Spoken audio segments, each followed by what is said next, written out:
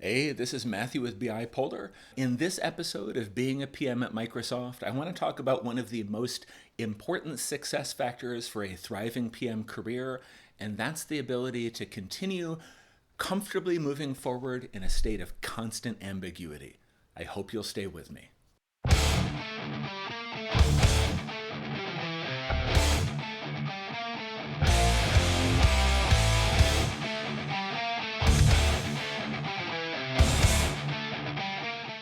Welcome back. If you're new to this series, please make sure to check out the introductory video where I explain more of the goals and more of the content and structure and basically drive home that I'm presenting the advice that I wish that I'd had 15 years ago.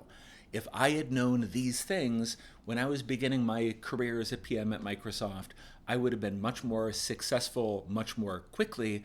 And I want to share with you so that your career as a PM at Microsoft or in a similar role or at a similar company, that you can learn from my mistakes and some of the lessons that I've picked up more slowly. In this video, I want to emphasize the importance of being comfortable acting even though you're operating in a state of constant or near constant ambiguity.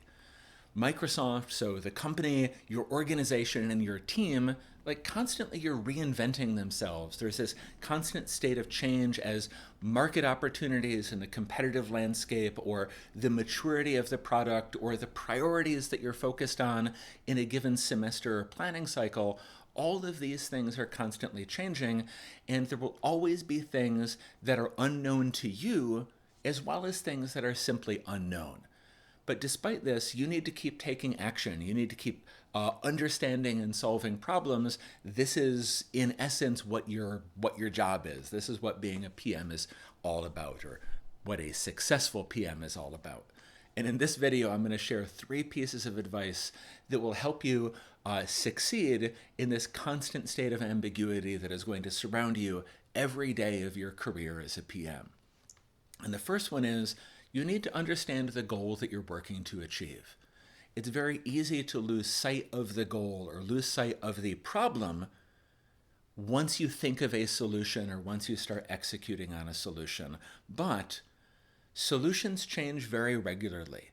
Very often you'll get further down the path and you realize that even though you've taken action, like you thought that you knew what the right solution was, you then need to revise or course correct.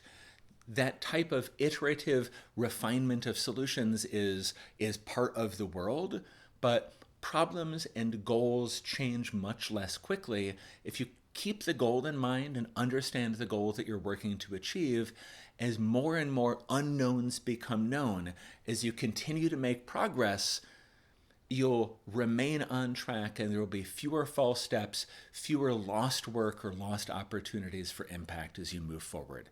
Keep that goal in mind. The second thing that I want to share, the second piece of advice, is that you need to keep making progress towards the goal once it's been defined and validated and understood.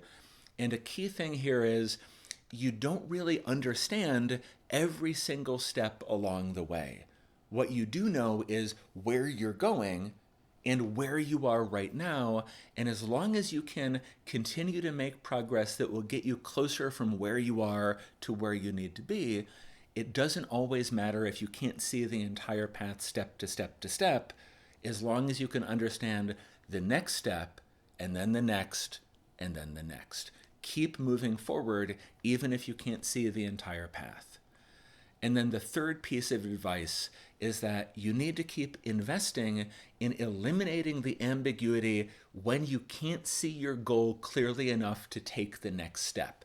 This often comes up when you come to the realization that there isn't really a shared understanding of goals across all of the key stakeholders that need to be included in how you define or how you measure success. One of the things that you will develop as a successful PM is kind of a spidey sense. It's the understanding that the things that you're taking for granted, the assumptions on which you are basing your work, this understanding of the goal and the barriers between where you are and where you need to be, you'll start to understand based on conversations and communication where your stakeholders, your engineers, your peers, your managers, your colleagues, where they're not on the same page that you are, this is often the signal that you need to pause or at least slow down and invest in building a broader and more shared understanding of the goals and of the steps that you're taking to achieve those goals. Right. Here's the deal. If you know where you're going and you can see clearly enough to take the next few steps, you don't need to see the entire path.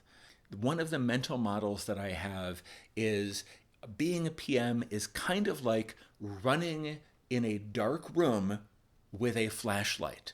So think about how the speed at which you're running, it's not really a function of your legs. If you're running in a dark room, the thing that will cause you to slow down is how far ahead you can see. You've got your flashlight shining out ahead of you.